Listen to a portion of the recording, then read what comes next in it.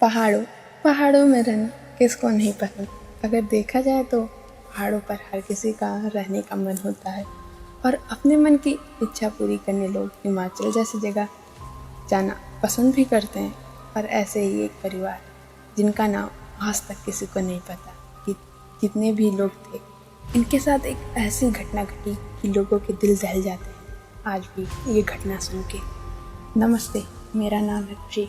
तो शुरू करते हैं आज के इस एपिसोड को, जिसका नाम है बस हादसा।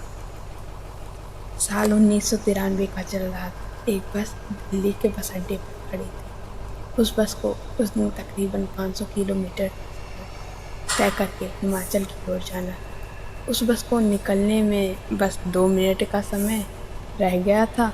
बस स्टार्ट हो चुकी थी और धीरे धीरे बस अड्डे से बाहर निकल रही थी कि तभी उस बस में 3 लोग चढ़े जो कंडक्टर को देखने में बड़े अजीब लग रहे थे। उन तीनों की आंखें काली, तीनों ने काले जूते और गले में काले रंग की माला पहनी हुई थी। सामने एक 50 या 60 साल का आदमी और 30-40 साल की एक औरत, जिसके हाथ में एक 6 से 7 साल का बच्चा होगा।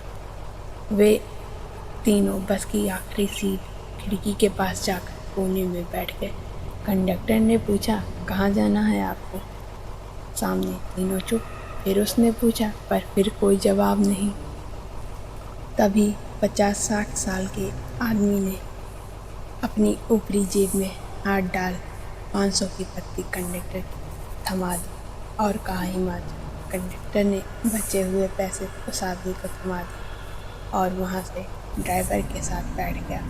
बस अब चल चुकी थी और नेशनल हाईवे 4 को पकड़े हुए आगे बढ़ रही थी। कंडक्टर ने उस परिवार की ओर देखा तो वे चुपचाप बैठे हुए थे, पर सारे के सारे बस में बातचीत में व्यस्त थे। कोई फोन पर गेम खेल रहा था तो कोई बात करके टाइम पास कर रहा था। बस लुधियाना जा रुकी। दोपहर का खाना खाने के लिए सारे मुसाफिर उतर गए सिवाय उस परिवार को छोड़कर।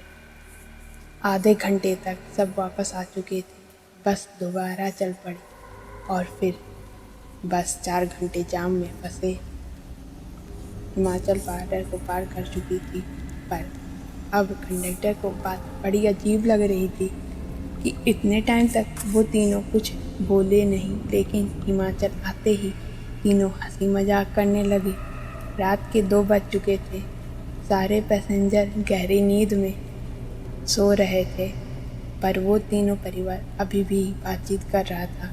बस कच्चे रास्तों और पहाड़ों पर थी। ड्राइवर और कंडक्टर अपनी बात में व्यस्त थे। बस पहाड़ों पर चढ़ती जा रही थी। अब कहानी में आपको मैं जो सुनाऊंगी वो हो सकता है कुछ व्यूअर को सूट ना करे या उन्हें सुनकर थोड़ा डिस्गस्टिंग फील हो, तो आप इस कहानी को छोड़ सकते हैं। लेकिन अगर आप दिल से मजबूत हैं तो चलिए मेरे साथ। कि तभी बस का गेट खुलने की आवाज़ आई और कंडक्टर ने जैसे ही पीछे देखा तो वो तीनों लोग दरवाजे पर खड़े खाई की ओर देख रहे थे और कंडक्टर की आंख झपकने से पहले ही उन तीनों ने खाई में छलांग लगा दी। कंडक्टर सीखा और ड्राइवर बस रुकने के लिए बोला। बस रुकी। उसने नीचे उतर के देखा तो खाई से चीखने चिल्लाने की आवाज़ें आ रही थी। खाई से कई लोगों के रोने की आवाज़ें उसे सुनाई दे रही थी।